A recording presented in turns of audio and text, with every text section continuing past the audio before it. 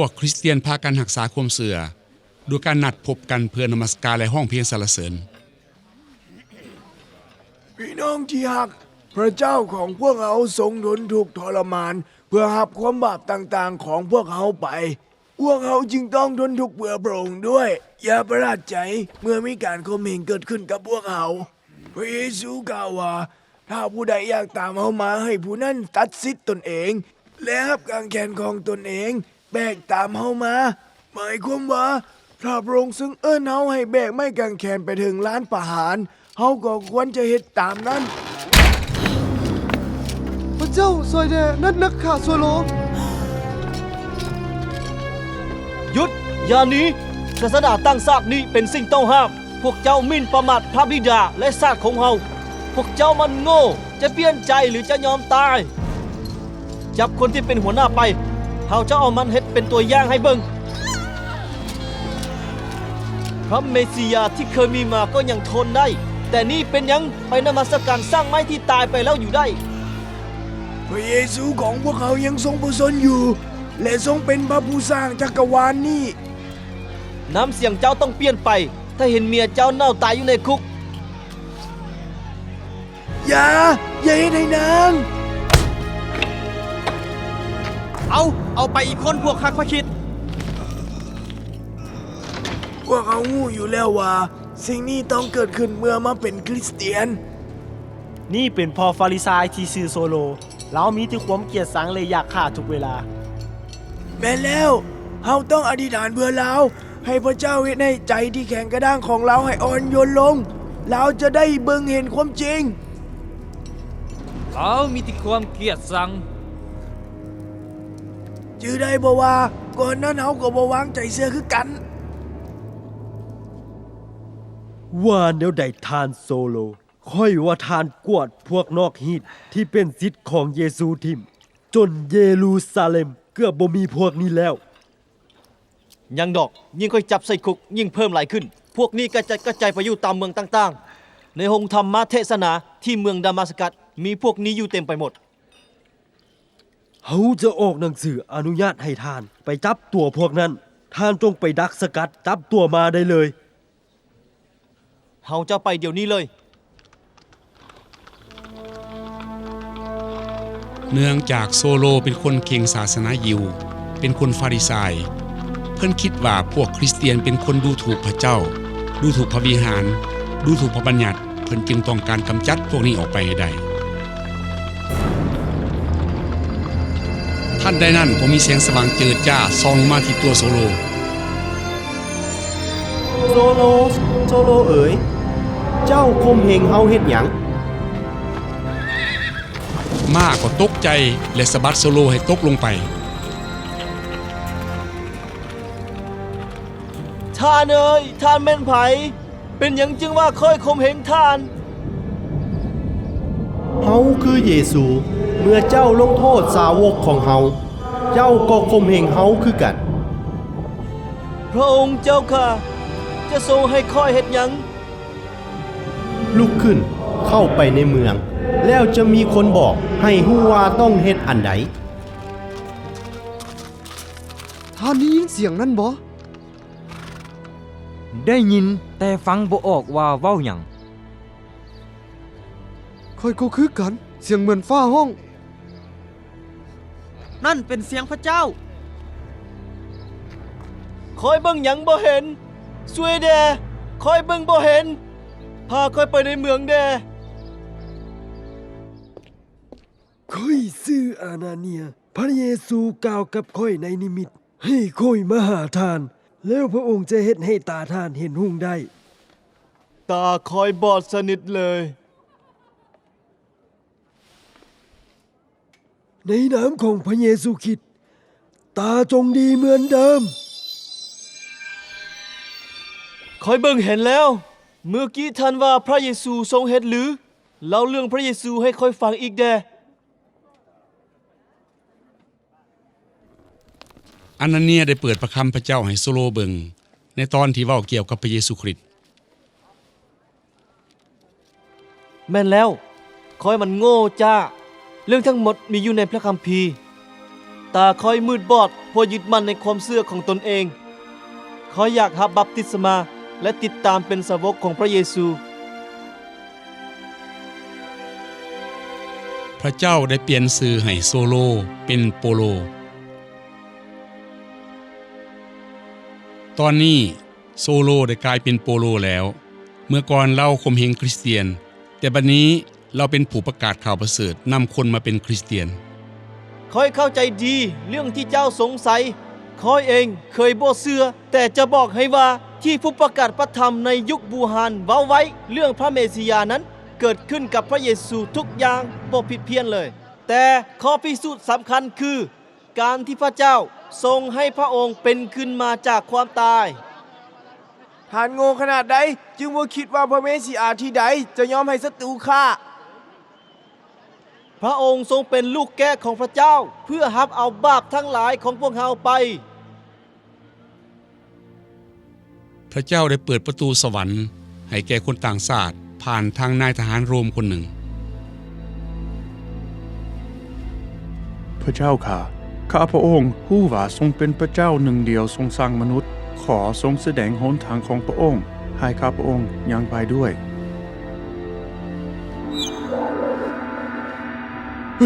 ไผกัน อันใด ท่านเป็นไผมาจากไส พระองค์ทรงใส่เข้ามาบอกทาน ให้ทรงคนของทานไปเมืองจับฟาที่เฮือนของสร้างฟอกหนังซื่อซีโมนอยู่หิมทะเล ไปถามหาคนซื่อเปโตรเชิญเรามาบอนนี้เราจะบอกความจริงเรื่องพระเจ้าแก่ท่าน เจ้านายคอยเข่งศาสนาหลายท่านเป็นคนดี แต่มีปัญหาหลายอย่างท่านอธิษฐานตลอดเวลาและมักให้ทานคนยากจน แต่ยังบ่มีสันติสุขในพระเจ้า พระเจ้าทรงนำสันติสุขมาให้โดยพระโลหิตของพระองค์ที่ไม่กังแขน หมายความว่าแนวใด เขาจะอธิบายให้นายห้อยของทานฟัง นายห้อยทหารโรมได้ออกมาต้อนรับเปโตรโดยก้มขาบลง ลุกขึ้นเถิดบ่ต้องก้มขาบเฮาดอก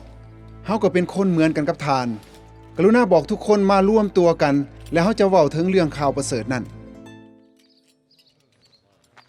วันนี้เป็นวันดีแท้ พระเจ้าได้ทรงเปโตรสาวกคนหนึ่งของพระเยซูมาเว้าเรื่องพระองค์ให้พวกเขาฟัง แม่นแล้วเฮาติดตามพระเยซูเป็นเวลา3 ปีครึ่งเห็นพระองค์ทรงถือครึ่งไว้ที่ไม้กางแขน เห็นเมื่อทรงเป็นขึ้นมาจากความตาย หลังจากการเป็นขึ้นมาจากความตาย พวกเฮาได้ร่วมตัวกันฟังพระองค์เทศนาถึง500 คน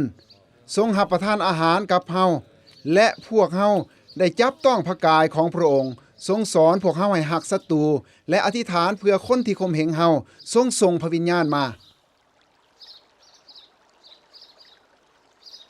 เมื่อนายห้อยโกเนลิโอพร้อมด้วยครอบครัวต้อนรับพระเยซูแล้ว พวกเพิ่นก็พากันรับบัพติศมา โปโลได้เข้าไปในโรงธรรมอยู่ที่เมืองอันติโอเคียเพื่อเทศนาให้คนยิวฟัง พวกท่านหู้จักค่อยแล้วค่อยเคยข่มเหงคนคริสเตียนจนถึงตาย แต่พระเยซูทรงปรากฏต่อค่อยด้วยแสงสว่างเจิดจ้าจนตาค่อยบอดไปและทรงบอกค่อยด้วยพระสุรเสียงเหมือนกับฟ้าห้องให้เทศนาสร้างสอนพระคำของพระองค์พระเจ้ากล่าวว่าพระองค์จะทรงเสด็จสู่เสื้อสายของกษัตริย์ดาวิดให้เป็นองค์พระผู้ช่วยให้รอดพ้นของอิสราเอลและบรรดาผู้นำในเยรูซาเล็มจะลงโทษพระองค์จนตายมีคำเขียนไว้ในเพลงสรรเสริญบทที่2ว่าเจ้าเป็นบุตรของเฮาในวันนี้เฮาได้ให้กำเนิดแก่เจ้าแล้วเพลงสรรเสริญอีกบทหนึ่งบอกเฮาว่าพระเจ้าจะบ่ทรงให้องค์บริสุทธิ์ของพระองค์เปื่อยเน่าไปคำทำนวยตอนนี้คือถึงว่าจะทรงตายแต่พระกายของพระองค์จะบ่เสื่อมหรือเปลี่ยนไปจากเดิมให้พวกเฮาฮู้ไว้เถิดว่าพระเยซูทรงฤทธิ์สามารถยกโทษผิดบาปของพวกเฮาจนบ่มีเหลือเลยแต่โมเสสเฮ็ดอย่างนี้บ่ได้พระเจ้าทรงพระเยซูมาเพื่อเป็นแสงสว่างแก่คนต่างชาติด้วยพระผู้ช่วยให้รอดพ้นทรงเป็นของคนทุกชาติ คนต่างชาติบ่คนต่างชาติบ่บริสุทธิ์จะมีส่วนร่วมในความเชื่อของชาติยิวเฮาบ่ได้ดอก เจ้าหมิ่นประมาทพระเจ้า เยซูเป็นลูกนอกสมรส มีคนบอกว่าแม่ของเราตั้งท้องก่อนแต่งงานโดนแล้ว เขาจะเอาหินขว้างใส่เจ้าจนตาย พวกท่านปฏิเสธบ่ยอมรับข่าวประเสริฐนี้ ถ้าจังสั้นเขาจะนำข่าวดีนี้ไปบอกพวกคนต่างชาติอย่างที่ผู้ประกาศพระธรรมบอกไว้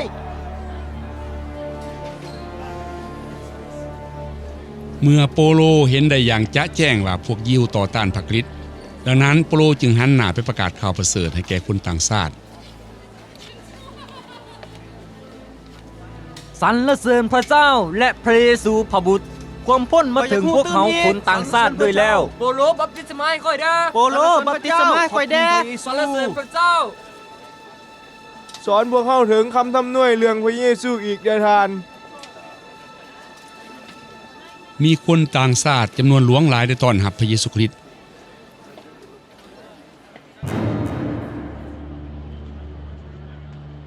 พวกยิวเครียดแค้นให้โปโลกับบารานาบาที่ประกาศข่าวประเสริฐเขาขับไล่พวกเพิ่นออกจากเมืองดังนั้นโปโลกับบารานาบาจึงออกไปทางเอเชีย บารานาบาสถ้าค่อยล้มก็เล่นต่อไป อย่าหยุด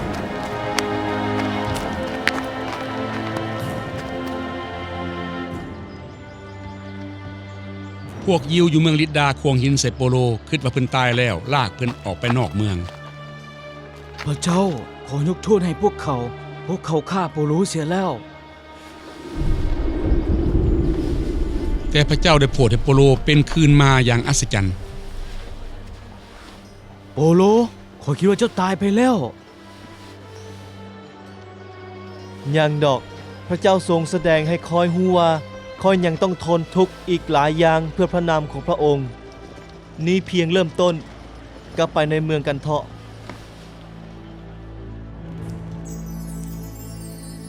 จงแสวงหาแผ่นดินของพระเจ้าและความชอบธรรมของพระองค์ก่อน อยู่ที่เมืองฟิลิปปอยโปโลและซิลาถูกเขียน39 บาทและถูกจับยัดใส่คุกแต่พวกเพิ่นส้มสิยินดีในองค์พระผู้เป็นเจ้าพอประมาณเที่ยงคืนพวกเพิ่นก็พากันสรรเสริญพระเจ้า โอ้ พระเยซูทรงเป็นพระเจ้า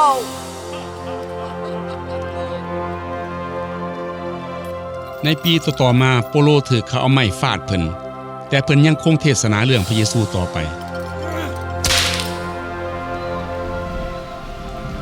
เมื่อโปโลเดินทางไปทางน้ำเพื่อล่ม3 เถื่อ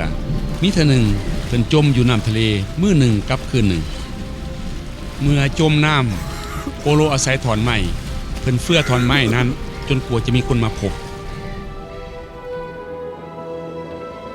การเดินทางบางเถื่อโปโลถูกโจรทำให้แต่โปโลยังประกาศข่าวประเสริฐต่อไป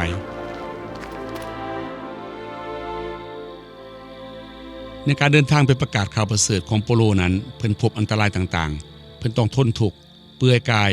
หิวเข่าหิวน้ำ พระเจ้าขอโปรดเยียวยาปิ่นปัวหักษาไก่นี้เพื่อให้ลูกเดินทางไปเทศนาในเมืองต่อไปได้ด้วยเถิด ในการเที่ยวไปประกาศข่าวประเสริฐของโปโลนั้นเพิ่นบอกให้คนหันมาหาพระเจ้าองค์เทียงแท้และปาถิ่มรูปเคารพต่างๆ พวกท่านได้สาวบูชารูปเคารพหันมาหาพระเจ้าแล้ว พระเจ้าทรงให้พวกท่านเป็นคนชอบธรรมเพราะศรัทธาและความเชื่อของท่านที่เกิดขึ้นโดยบ่ได้พึ่งพระบัญญัติกฎเกณฑ์ใดๆเวลานี้พวกท่านจึงเป็นส่วนหนึ่งในพระกายของพระองค์สรรเสริญพระเจ้า สิ่งเหล่านี้บ่มีประโยชน์ โปโลประกาศข่าวประเสริฐและมีหลายคนได้ต้อนรับเอาองค์พระผู้เป็นเจ้าพวกเขาจึงฮู้ว่าพระเจ้าองค์นี้เป็นพระเจ้าเที่ยงแท้ดังนั้นพวกเขาจึงพากันปาถิ่มรูปเคารพและนำเอาสิ่งเหล่านั้นไปจูดถิ่มหมด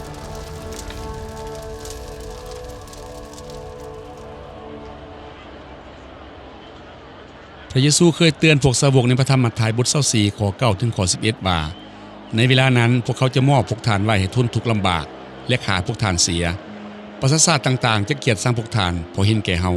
คราวนั้นคนจำนวนหลวงหลายจะถอยออกไปและจะทรยศกันและกันความหักของคนส่วนหลายจะเย็นลงและความอธรรมจะแผ่กว้างออกไปชาวโรมถือว่าจักรพรรดิเป็นองค์พระผู้เป็นเจ้าแต่คริสเตียนถือว่าพระเยซูเป็นองค์พระผู้เป็นเจ้าดังนั้นชาวโรมจึงบังคับคริสเตียนให้ออกจากพระเยซูเพื่อรับเอาจักรพรรดิเป็นองค์พระผู้เป็นเจ้าถ้าผู้ใดบ่ยอมออกจากพระเยซู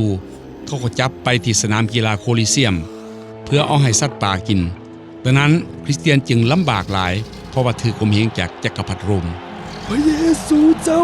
โปรดรับจิตวิญญาณค่อยไปด้วยพระบิดาขอยกโทษในพวกเขาที่พวกเขาเฮ็ดกับพวกเราอย่างนี้ด้วย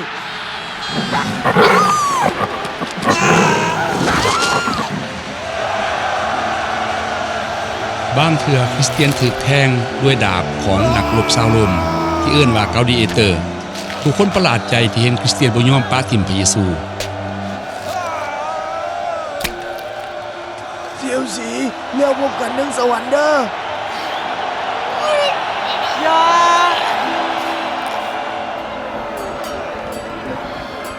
ก่อนสิ้นพระชนม์พระเยซูเคยทำนวยเกี่ยวกับพระวิหารว่าพวกท่านเห็นพระวิหารนี่บ่เขาจะบอกแก่พวกท่านว่าสิ่งเหล่านี้จะถูกทำลายและจะบ่มีหินซ่อนทับกันอยู่บนนี้คำทำนวยของพระเยซูคริสต์สำเร็จในอีก40ปีต่อมาคือคศ70ทหารโรมได้บุกเข้าไปเยรูซาเล็มได้ทำลายพระวิหารได้รื้อถอนสิ่งต่างๆได้จูดได้เผาได้ทำลายทุกสิ่งพิมพ์ตามถ้อยคำที่พระเยซูได้กล่าวไว้แล้วคำทำนวยของพระเยซูทุกอย่างจำเป็นต้องสำเร็จเพราะว่าพระองค์ทรงเป็นองค์พระผู้เป็นเจ้าของชาวโลก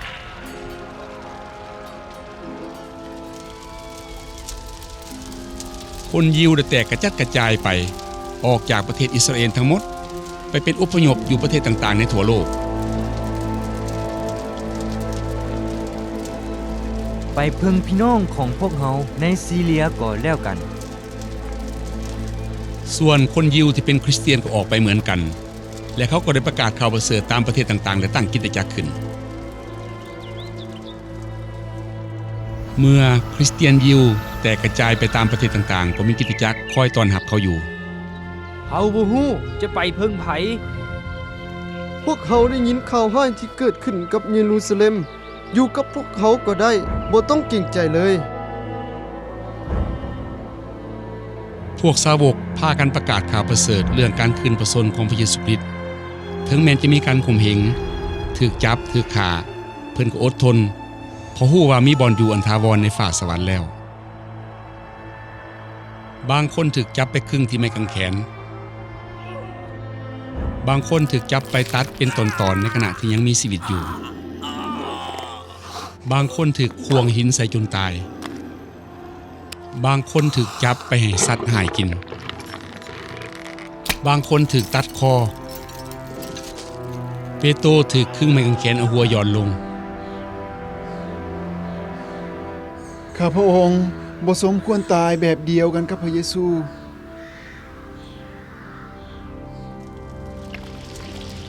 บางคนถูกต้มในน้ำมันให้ตายอย่างซ่าๆเฮาสิไปสวรรค์แล้วขอพระเจ้าอภัยให้พวกท่านคนเหล่านี้ตายไปขณะที่มีความเชื่อพวกเพิ่นเชื่อว่ามีหางกายใหม่มีบ้านใหม่รอท่าอยู่เทิงสวรรค์พระเจ้าได้แจ้งเรื่องพิเศษให้โยฮันฮู้ในประมาณปีคศ90คือหลังจากพระเยซูขึ้นพระชนม์ได้60ปีพระเจ้านำโยฮันขึ้นไปสวรรค์ไปเบิ่งนิมิตที่จะเกิดขึ้นในอนาคต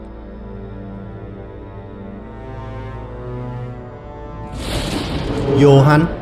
เฮาจะให้เจ้าเห็นสิ่งที่กำลังจะเกิดขึ้นในบ่ซ่าบันทึกเป็นหนังสือส่งไปยังคริสตจักรทั้ง7ในเอเชียด้วยก่อนวันสิ้นยุคพระเยซูจะเสด็จลงมาจากสวรรค์พระองค์จะเปิดหลุมฝังศพของคนที่เชื่อที่ตายไปแล้วให้เป็นคืนมาและคนเหล่านั้นจะไปพบพระเยซูอยู่ฟ้าอากาศและจะอยู่นำพระเยซูตลอดไปเป็นนิจเมื่อถึงวันสิ้นยุคพระเจ้าจะเสด็จมาในโลกจะมีเสียงกัปนาตมีลูกไฟตกจากฟ้ามีโรคระบาด จะทำลายผู้คนจนสิ้นโลกข้าวนั้นจะเกิดมีชายคนหนึ่งตั้งตัวเป็นพระเจ้าเป็นผู้ต่อสู้พระคริสต์จะหลอกลวงหลายคนให้หลงไปผู้ใดติดตามชายคนนี้เราจะตีตาประทับใส่หน้าผากหรือมือขวาของเขา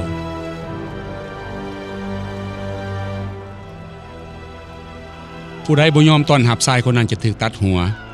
เวลานั้นเป็นการถูกทรมานหลายสำหรับคนที่ยังเหลืออยู่ในโลก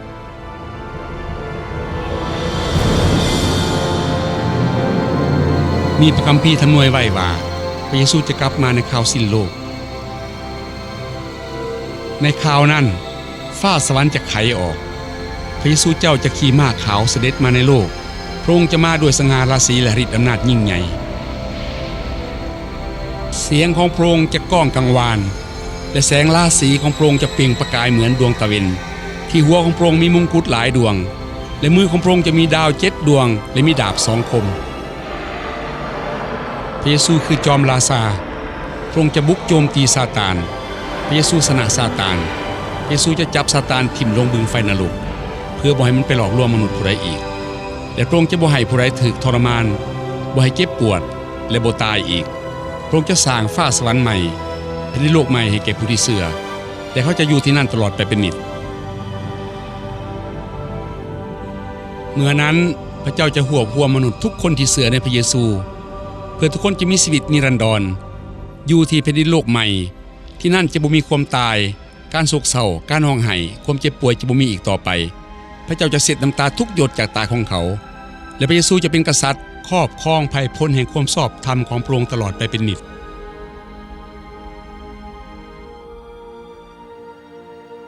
ข่าวประเสริฐเรื่องพระเยซูคริสต์ได้รับการเทศนาเป็นเวลา 2,000 กว่าปีมาแล้วพระเยซูทรงทำนวยไว้ว่าข่าวประเสริฐเรื่องแผ่นดินของพระองค์จะเผยแผ่ไปทั่วโลกจนกว่าทุกชาติทุกเผ่าพันธุ์ทุกครัวเรือนจะได้ยินทั่วถึงกันมีพระเจ้าเพียงหนึ่งเดียวผู้ทรงมีพระบุตรองค์เดียวมีความเชื่อเดียวมีพระคัมภีร์เล่มเดียวมีทางเดียวเท่านั้นที่จะนำไปสู่สวรรค์ภายหลังชีวิตสิ้นสุดลง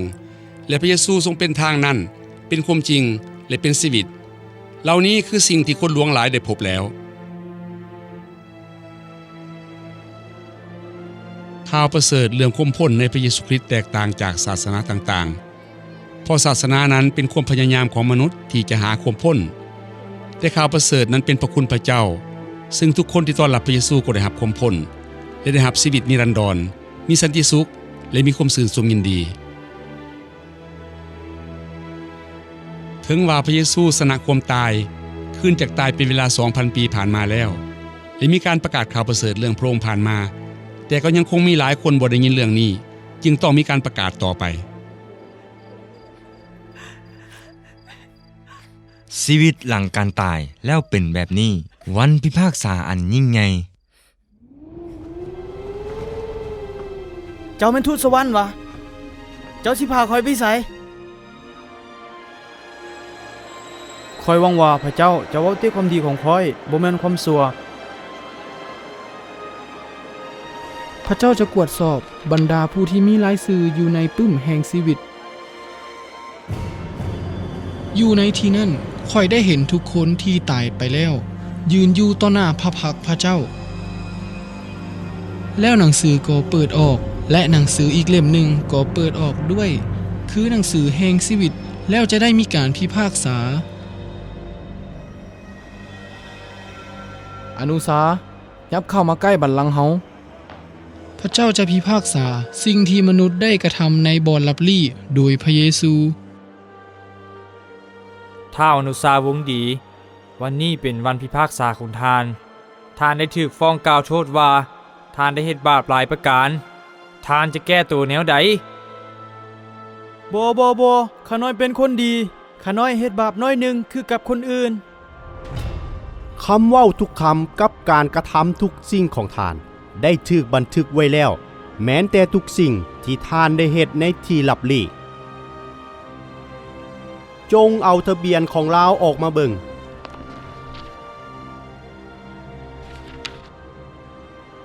ปึ้มนั้น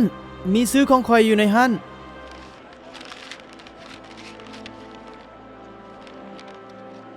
ปึ ปึ้มทะเบียนของชีวิตทานได้ปรากฏว่าทานได้กระทำบาปลวงหลาย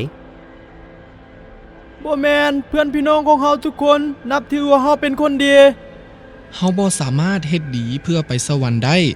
แต่ย้อนความเมตตาของพระเจ้าเฮาจึงรอดพ้น คนดีจะเว้าตัวบ่คนดีจะเบิ่งหูโป้ด้วยตัณหาบ่คนดีจะมักโมโหโทสาบ่ แต่ข้าน้อยบ่ได้เฮ็ดบาปหนักบาปหนาหยังแถมข้าน้อยยังได้เฮ็ดบุญหลายอย่างอีกด้วย ปานนั้นเจ้ายังมีคำแก้โตวบาปทุกอย่างก็นักหนาแล้ว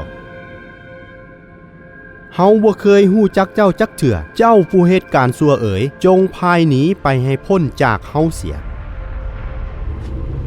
โอ้พระเจ้า สิ่งนี้จะบ่เกิดขึ้น ค่อยขอโทษ มันซ่าเกินไปที่จะเอิ้นหาพระเจ้า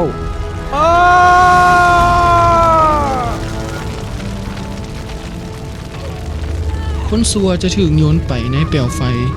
ในที่นั่นจะมีการห้องไห้ทรมาน มัทธิวบทที่ 13 ข้อที่ 49 ถึง 50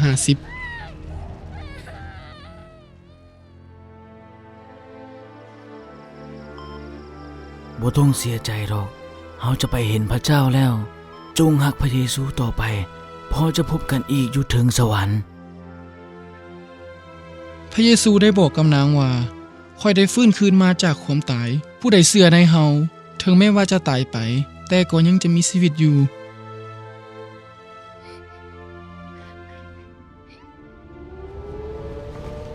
ซื้อของเจ้ามีอยู่ในปึ้มทะเบียนแห่งชีวิตแล้ว ท่านจะได้รับมูลมรดกกับบำเหน็จของท่านแล้ว เพราะว่ามีมื้อหนึ่งพระเจ้าจะได้มีการพิพากษาโลกตามความชอบธรรมทุกคนที่เชื่อมั่นในพระเจ้าพระองค์จะทรงเฮ็ดให้เฮาฟื้นคืนจากความตาย ดีแล้วเจ้าเป็นคอยไส้ที่ดีและสัตย์สื่อจงเข้าร่วมความยินดีกับนายของเจ้าเถิดมีพระราชวังหลังหนึ่ง